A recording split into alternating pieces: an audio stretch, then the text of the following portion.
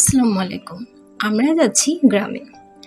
একটা খুব মজাদার আবার খুব হেলদি একটা খাবার রান্না করে খাওয়ার জন্য। সবজিটা সাধারণত বনে পাতারে হয়ে থাকে। তবে একটু খুঁজলেই পাওয়া যায়। গ্রামাঞ্চলে তো অবশ্যই পাওয়া যায়। আমরা আজ সেখানে যাচ্ছি। এই বনের মধ্যে খুঁজে বেড়াচ্ছি ঘাটকোল। ঘাটকোল, খারকোল অনেকে অনেক নামে চেনে। এই পাতাটা দেখতে কিছুটা ওল পাতার মতো। এর অনেকে পাতা খায়, আবার অনেকে পাতা খায় না। এর যে ডাঁটাটা রান্না করে খেতে হয়। আমরা অনেকক্ষণ বনের মধ্যে ঘুরে ঘুরে এই ঘাটকোলটা খুঁজছিলাম। খুঁজে আমরা আসলে আশা করিনি এতগুলো আসলে পেয়ে যাবো একসাথে। খুব মজা হচ্ছিল, কারণ জায়গাটা খুব সুন্দর ছিল। গ্রামের সব জায়গায় সুন্দর, আর আমার মতো যারা প্রকৃতিপ্রেমী তাদের তো আরও ভালো লাগার কথা। আমরা অনেকটা পেয়ে গেছি। পেয়ে যাওয়ার পরে আমরা 4জন এসেছিলাম। ইমান একটাও তোলেনি। ও পার্ট নেওয়ার জন্য ও আয়শার হাত থেকে নিয়ে একটু পার্ট নিচ্ছে যে ও তুলছে, কিন্তু আসলে একটাও তোলেনি।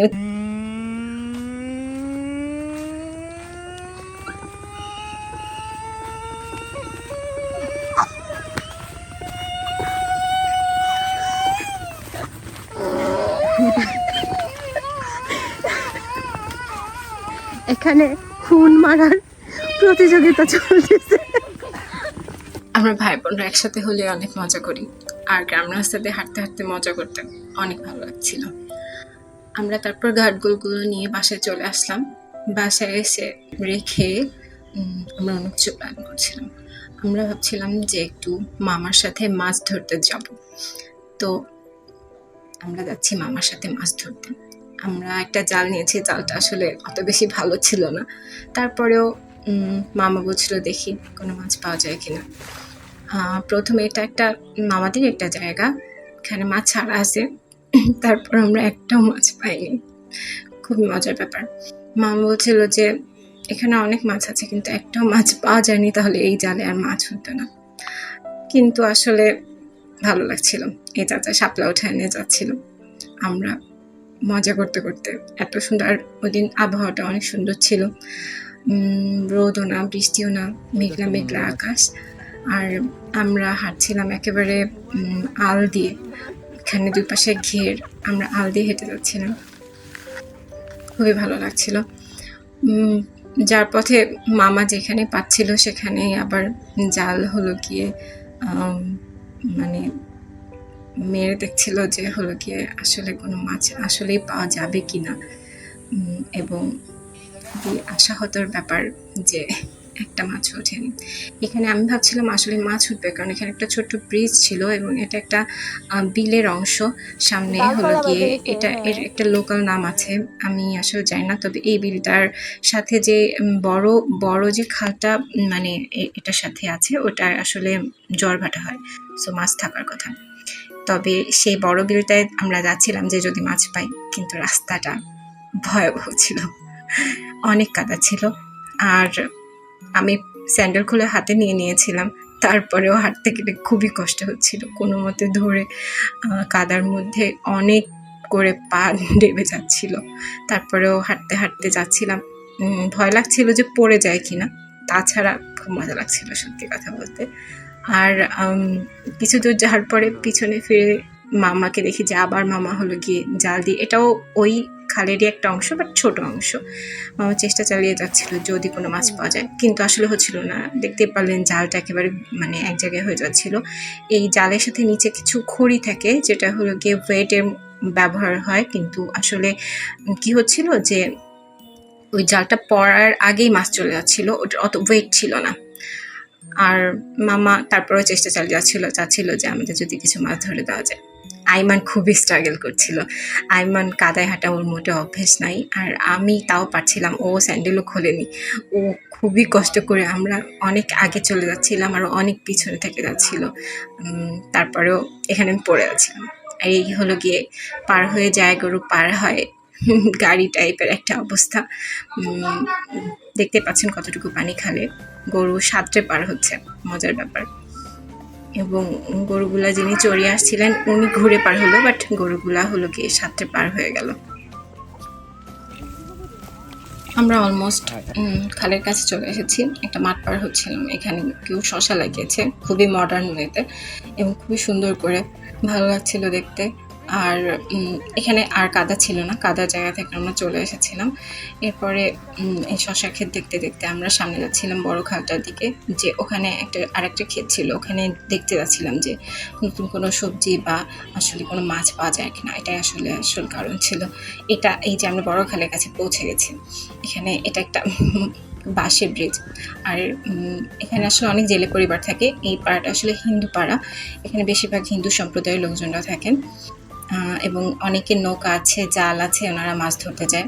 আমরা এই খালে নেমে একটু পা ধুচ্ছিলাম, যদিও পুরা পায়ে কাদা লেগেই ছিল, তারপরেও পানিটা এত ঠান্ডা ছিল, খুবই ভালো লাগছিল।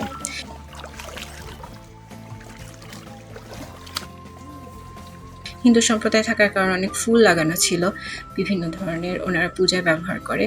কিন্তু গ্রামের রাস্তা হিসেবে এত সুন্দর ছিল, চারপাশে ফুলের গাছ, এবং এটা একটা মন্দির ছিল, যদি আমরা ভিতরে যাইনি। এটা একটা ব্রিজ, ওই খালের উপরেই।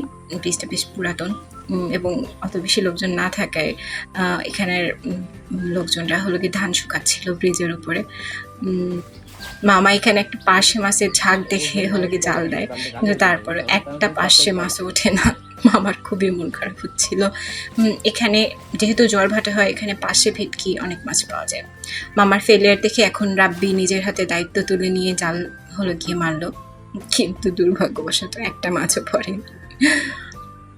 আমরা আশাহত হয়ে বাসায় ফিরে আসছিলাম, তখন মামার ঘেরে মামা হলো গিয়ে একটা খ্যাপ দেয়, আর এখানে সত্যি সত্যি একটা মাছ পাওয়া যায়। একটা কাতলা মাছ ছিল, 1.5 কেজি ওজন হবে, তবে মামা বলছিল এই মাছটা 4-5 কেজি হবে, তাই ছেড়ে দেওয়া উচিত।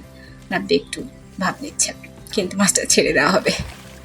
হ্যাঁ, তারপর আমরা বাসায় চলে এসে ঘাটকুটা হলো গিয়ে ধুয়ে নেই ভালো করে, যেহেতু বনবাজার থেকে তোলা, খুবই ভালো করে একটা একটা করে আলাদা আলাদা করে কাদাগুলো ধুয়ে ফেলতে হবে। পরে যদি এটা আরেকবার ধোয়া হবে, বাট এটা কাটার আগে একবার সুন্দর করে ধুয়ে নিতে হবে। ধুয়ে আমরা কাটতে বসে যাই, আমি, ছোট মামি, আয়েশা, আমরা 3 জন মিলে। যেহেতু অনেক ছিল, অনেক, প্রায় 2-2.5 কেজি মতো আমরা তুলে ফেলেছিলাম। তারপরে আমরা বসে বসে এটা চুলছিলাম হাতে সরিষার তেল লাগিয়ে। অবশ্যই যারা ঘাটকুল রান্না করবেন, কাটার সময় সরিষার তেল হাতে লাগিয়ে নেবেন, কারণ এটা চুলকায় হাতটা হলো গিয়ে। আর যাদের অ্যালার্জি আছে তারা তো অবশ্যই হাতে সরিষার তেল লাগিয়ে তারপর এটা হলো গিয়ে কাটতে বসবেন। আমরা অনেক সময় ধরে আসলে একটা একটা করে এই জিনিস হলো গিয়ে কাটছিলাম। আমি হলো গিয়ে আগে কেটেছি এটা, তবে এত বেশি একসাথে না। আর শহরে যেগুলো পাওয়া যায় সেগুলো সাধারণত একটু মোটা মোটা থাকে, গ্রামের ওয়াইল্ড একটু কম ছোট ছোট ছিল। পরে আমি মশলা বেটে নিচ্ছিলাম। জিরা নিয়েছি হলো গিয়ে 1 টেবিল চামচ পরিমাণ, অল্প কিছু গরম মশলা দিয়ে হলো গিয়ে মশলাটা বেটে নিচ্ছিলাম।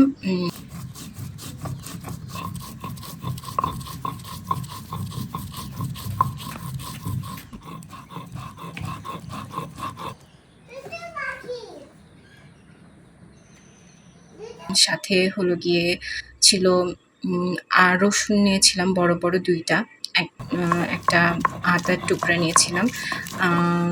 তারপর হলো গিয়ে এগুলো সব কিছু বেটে নিয়ে তারপর আপনারা যদি হলো গিয়ে ঝাল হলো গিয়ে কম খান, তাহলে অবশ্যই ঝাল কম দিয়ে রান্না করবেন। তবে আমার নানু বাড়ির দিকে একটু ঝাল সবাই বেশি খায়, যার কারণে একটু বেশি ঝাল দিয়ে আর কি হলো গিয়ে রান্নাটা করা হয়েছিল।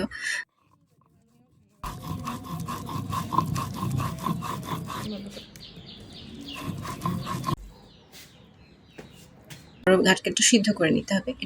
আমরা আসলে চেষ্টা করি, আমি অন্তত বা আমাদের পরিবারের বেশিরভাগই, জানি না আদিক্ষেতা মনে হতে পারে, বাট আমরা সিধে বেটে হলো গিয়ে খেতে পছন্দ করি এবং খাইও। সবসময় না, যখন ধৈর্য থাকে না, মানে আর থাকে না, বা ওই সবসময় তো শরীরও একরকম লাগে না, তখন ব্যবহার করা হয়। ঘাটকুলটা কাঁচা ঝাল, পেঁয়াজ আর অল্প কিছু রসুন দিয়ে সিদ্ধ করে নিতে হবে পানি দিয়ে। পানির পরিমাণ খুব বেশি দেওয়ার দরকার নেই, কারণ আসলে পানিটা পরে টেনে যায়। আপনারা এই পর্যায়ে হলুদ আর একটু লবণ অল্প পরিমাণ দিতে পারেন, বাট মশলা কষানোর সময় আবার দিতে হবে। সো সেই কথা চিন্তা করে স্বাদ মতো লবণ আর হলুদ দিয়ে নিতে হবে। তারপর সিদ্ধ হয়ে যাওয়ার পরে এটাকে বেটে নিতে হবে। আশা বেটে নিচ্ছে। এটা হলো গিয়ে এটাও শিলপাটায় বাটা হচ্ছে, এটাও ব্লেন্ডারে দিলে, স্পেশালি এটা ব্লেন্ডারে দিলে খেতে খুব একটু ভালো লাগে না, আমরা ব্লেন্ডারে দেখেছি। তারপর হলো গিয়ে কড়াইয়ে হলো গিয়ে তেল নিয়ে দিচ্ছি, সয়াবিন তেল, আপনারা যে যা, এটা সরিষার তেল দিয়েও খাওয়া যায়। দিয়ে পেঁয়াজ ভেজে নিচ্ছি, সাথে ফোড়নে একটু তেজপাতা দিয়ে নেওয়া হয়েছে। এবার দেওয়া হচ্ছে বাটা মশলাগুলো দিয়ে সুন্দর করে কষিয়ে তারপর হলো গিয়ে এই পর্যায়ে আপনারা হলো গিয়ে লবণ আর হলুদটা অ্যাড করে নিতে পারেন আপনাদের স্বাদ মতো। আর আমরা এখানে যতটা শুকনো মরিচ বাটা হয়েছিল সবটা দেওয়া হয়নি, যেহেতু আমরা একটু ঝাল কম খাই, তারপরে এটা অনেক ঝাল হয়েছিল, যদিও মজাও লেগেছিল প্রচুর, কিন্তু ঝাল হয়েছিল। আমরা হলো গিয়ে পানি খাচ্ছিলাম একটু পর আর খাচ্ছিলাম, কিন্তু খুবই মজা লেগেছে। আমি এটা অল্প আসলে ভাত খাওয়া হয়ে যায়, যার কারণে আমি বাঁচিয়ে রেখে লেবুর রস দিয়ে পরদিন প্রায় রাত পর্যন্ত খেয়েছিলাম। মশলা কষানোর সময় একটু পানি দিয়ে নেবেন, তাহলে কি হবে যে ভাজির পরে মশলাটা যে গন্ধ চলে যাবে, আর কষানোর সময় এই টাইমটায় এই মশলাটা হলো কি সুন্দর কষানো হবে, আর কাঁচা গন্ধটা একেবারেই থাকবে না। ভাজির পরপর যদি আপনারা হলো গিয়ে ঘাটকোলটা অ্যাড করে দেন, তাহলে একটু কাঁচা মশলার গন্ধ থাকবে, বাট এরকম পানি দিয়ে ভালো করে কষিয়ে নিয়ে তারপর অ্যাড করলে আর ওই ভয়টা থাকে না যে কাঁচা গন্ধ বের হতে পারে। এবার খুবই সুন্দর করে এটা আর কোনো পানি অ্যাড করা যাবে না, যেরকম ছিল এরকম শুকনোই থাকবে। এবার সুন্দর করে হলো কি এটাকে ভালো করে কষিয়ে একেবারে ভাজা করে নিতে হবে। কাঠকোল আসলে মাছ দিয়েও খাওয়া যায়, বাট আমরা আসলে আমার এভাবে খুবই ভালো লেগেছে। এটা আসলে ইলিশ মাছ দিয়ে, চিংড়ি মাছ দিয়ে খাওয়া যায় ডাঁটাটা হলো রান্না করে, বাট এটা আপনারা যদি ট্রাই করে দেখেন অবশ্যই আমাকে জানাবেন, কারণ এটা অনেক মজা হয়। আমরা হলো কি, এবং তার থেকে বড় কথা হলো এটা অনেক হেলদি, এটা স্কিন ডিজিজ তারপর আরও অনেক কিছু হলো গিয়ে প্রতিরোধ করে। সো আজ এই পর্যন্তই, বাই বাই।